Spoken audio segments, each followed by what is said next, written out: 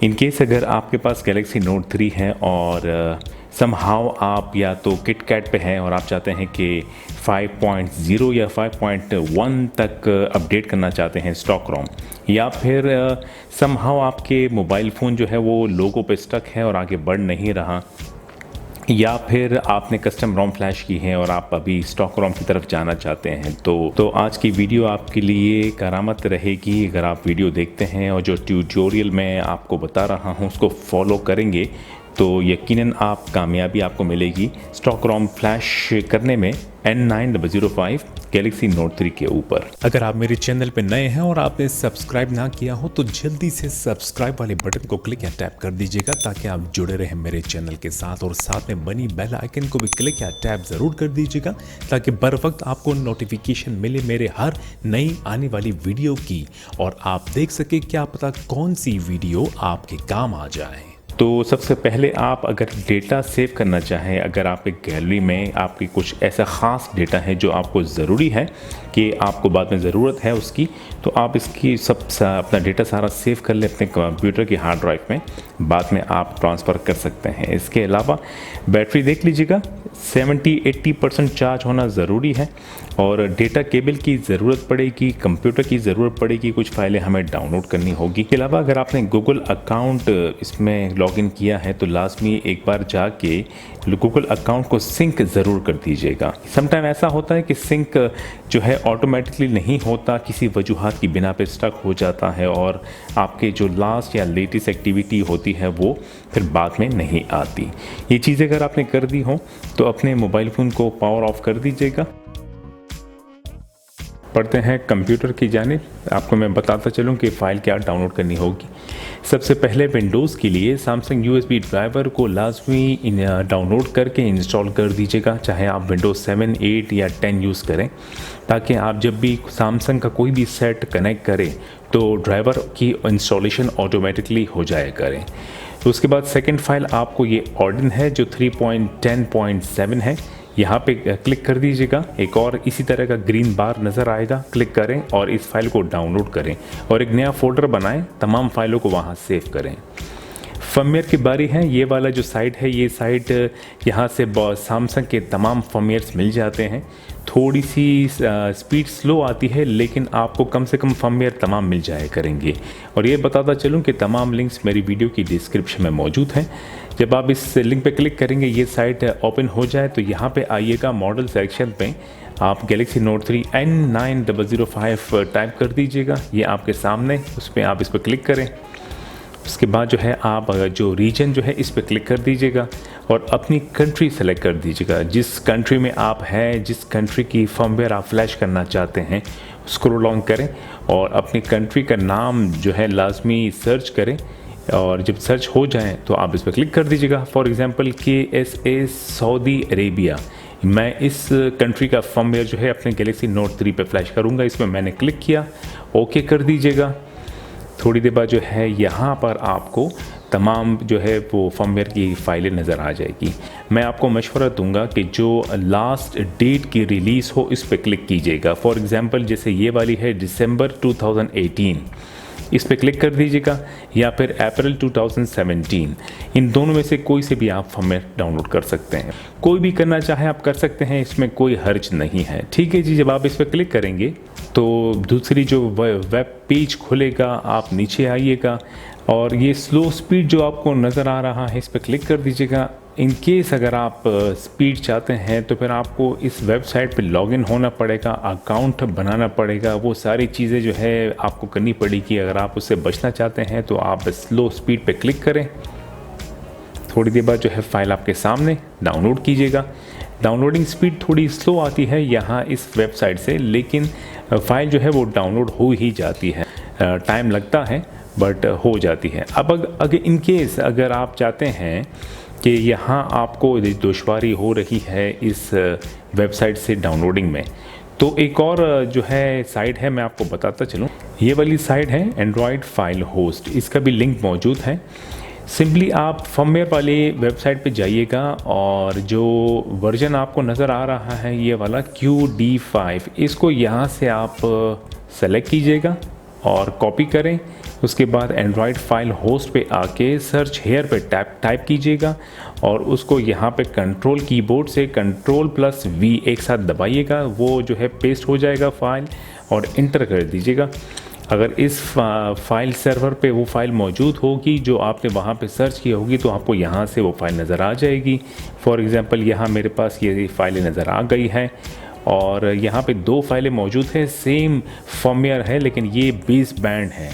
तो आप ज़रूर ये साइज़ देखिएगा, 56.6 MB नहीं, ये है 1.3 GB। ये वाली फ़ाइल आपको यहाँ से अवेलेबल है।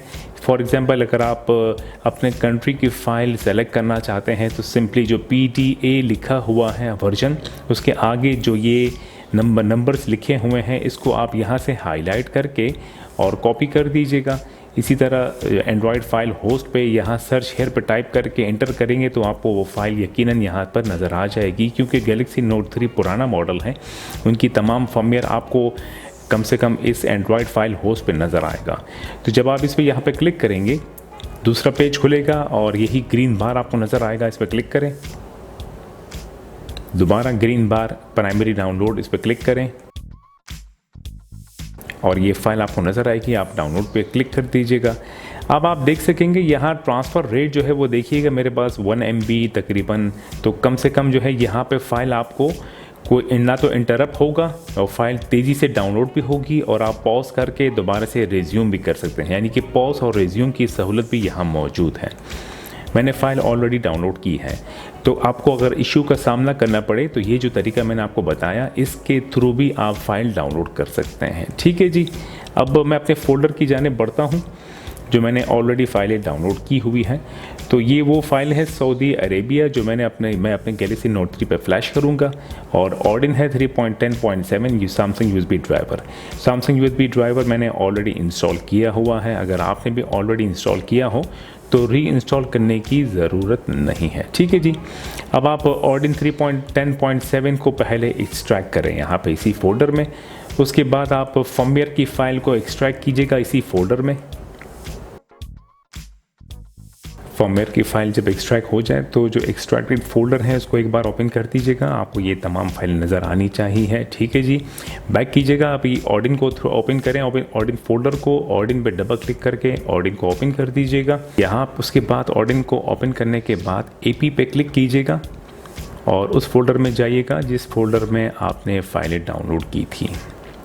फिर उसके बाद उस फोल्डर में जाएं जो आपने एक्सट्रैक्ट किया था फर्मवेयर की फ़ाइल, और ये है वो फाइल जो कि फर्मवेयर की है। इसको यहाँ से सेलेक्ट करें, फिर ओपन पे क्लिक कर दीजिएगा और ऑर्डिन जो है वो थोड़ा सा टाइम लेगा, प्लीज़ वेट, आपको नज़र आ रहा है, थोड़ा वेट कीजिएगा, इसको फाइल को बूट होने में ज़रा टाइम लगता है।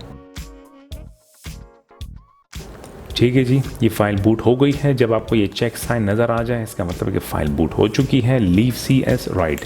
अब बढ़ते हैं अपने मोबाइल फ़ोन की जानिब। तो मोबाइल फ़ोन जो है वो पावर ऑफ होना ज़रूरी है और इसको अभी हम बूट करेंगे ऑर्डिन मोड में, जिसके लिए वॉल्यूम डाउन की को दबा के रखें, होम की को दबा के रखें और पावर की को। थोड़ी देर में वार्निंग की स्क्रीन नज़र आ जाएगी, कीज़ को छोड़ दीजिएगा, फिर उसके बाद वॉल्यूम अप की को एक बार प्रेस कीजिएगा। ऑर्डिन मोड की स्क्रीन आपके स्क्रीन के सामने, केबल कनेक्ट कर दीजिएगा अपने मोबाइल फ़ोन के साथ। केबल का दूसरा हिस्सा देख लीजिएगा, कंप्यूटर से कनेक्ट होना ज़रूरी है। आप जैसे ही कनेक्ट करेंगे सैमसंग USB ड्राइवर अगर आपने इंस्टॉल किया होगा विंडोज़ पे तो ड्राइवर की इंस्टॉलेशन शुरू हो जाएगी। और इन केस अगर आपने पहले कनेक्ट किया है अपने मोबाइल फ़ोन को, चाहे वो ऑर्डिन मोड में हो या चाहे आपने वैसी भी फाइल ट्रांसफ़र के लिए, तो ऑलरेडी ड्राइवर इंस्टॉल होंगे। जैसे ही आप कनेक्ट करेंगे ऑर्डिन आपको शो करेगा कि डिवाइस एडिड, और ये जो COM7 साइन नज़र आ रहा है इसका मतलब है कि ऑर्डिन ने डिटेक्ट कर दिया है मोबाइल फ़ोन को। अब ऑप्शंस पे जाइएगा, यहाँ पे NAND इरेज ऑल पे चेक लगा दीजिएगा, फिर दोबारा लॉक पे आइएगा और सिंपली आप स्टार्ट पे क्लिक कर दीजिएगा और फ्लैशिंग शुरू हो जाएगी। टाइम थोड़ा लगेगा, इस दौरान आप कुछ ना करें, ना अपने कंप्यूटर में कोई फाइल ओपन करें, ना कंप्यूटर में USB के साथ कोई चीज़ कनेक्ट करें, और ताकि फ्लैशिंग जो है वो इंटरप्ट ना हो जाए। अगर फ्लैशिंग के ड्यूरिंग फ्लैशिंग कोई भी आपने कुछ किया, कंप्यूटर हैंग हो गया, तो आपकी फ्लैशिंग रुक जाएगी और आपका मोबाइल फ़ोन टोटली ब्रिक हो जाएगा, जो कि फिर दोबारा से आप इसको बना नहीं पाएंगे। वेट कीजिएगा। 5 से 6 मिनट लगते हैं, फिर उसके बाद वीडियो को आगे बढ़ाते हैं।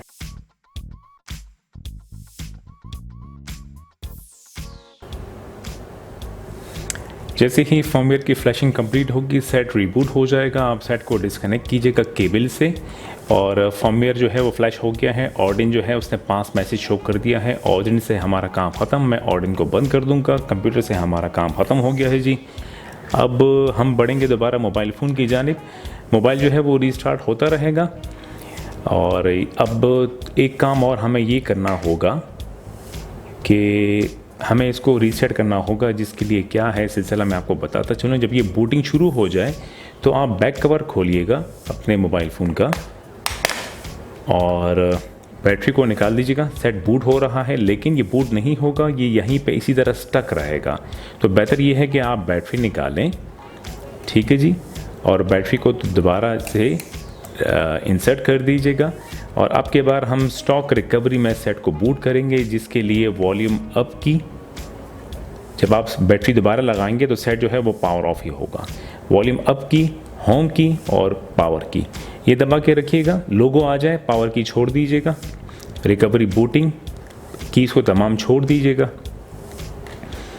ये बहुत ज़रूरी है स्टेप। अगर नहीं किया तो जो सैमसंग की बूट वाली स्क्रीन थी वहीं पे सेट अटका रहेगा, आगे नहीं बढ़ेगा। जब ये स्टॉक रिकवरी की स्क्रीन आ जाए तो वॉल्यूम डाउन की से प्रेस करके नीचे आए, वाइप डेटा फैक्ट्री रीसेट पे आके आने के बाद फिर पावर की दबा दीजिएगा। फिर दोबारा वॉल्यूम डाउन की से नीचे आए, यस डिलीट और यूज़र डेटा पे आने के बाद पावर की दबाएं। फैक्ट्री रीसेटिंग शुरू हो जाएगी। फॉर्मेटिंग डेटा जैसे कंप्लीट हो तो रीबूट नाउ पे पावर की दबा दीजिएगा और सेट जो है वो रीबूट हो जाएगा। अब के बाद जब ये सेट बूट होगा तो ये सैमसंग लोगो जो नज़र आएगा और सेट जो है वो कम्प्लीटली बूट हो जाएगा। वरना जो मैंने ये स्टेप जो मैंने अभी किया है, अगर ये मैं नहीं करता तो आप देख पाते कि सेट जो है वो इसी तरह यहीं पे अटका रहता। आपको सैमसंग के लोगो पे ही चाहे आप वेट करते रहते लेकिन आगे वो नहीं बढ़ता। तो ये स्टेप हमेशा स्टॉक रोम फ्लैश करने के बाद बहुत ज़रूरी है, फैक्ट्री रीसेट करना। अब सेट बूट हो जाए फिर आगे बढ़ते हैं। बूट कंप्लीट हो गया जी, और सेटअप स्क्रीन है, इसको आगे बढ़ाइएगा।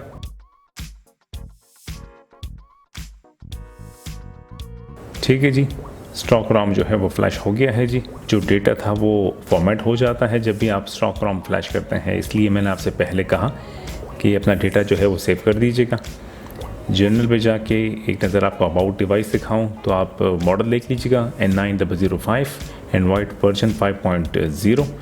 इसके अलावा जो है यहाँ पे 20 बैंड पे नंबर आपको नज़र आना ज़रूरी है। अगर यहाँ पे नंबर मिसिंग हो तो गड़बड़ हो सकती है। IMEI नंबर भी फिर हो सकता है कि मिसिंग हो। तो ये तरीका था स्टॉक रोम फ्लैशिंग का N9005 नोट गैलेक्सी नोट 3 के ऊपर, जिससे मुझे कामयाबी मिली। उम्मीद है कि आपको भी कामयाबी मिली होगी। अपना ख्याल रखिएगा। आपसे फिर मुलाकात होगी। खुदा हाफिज़।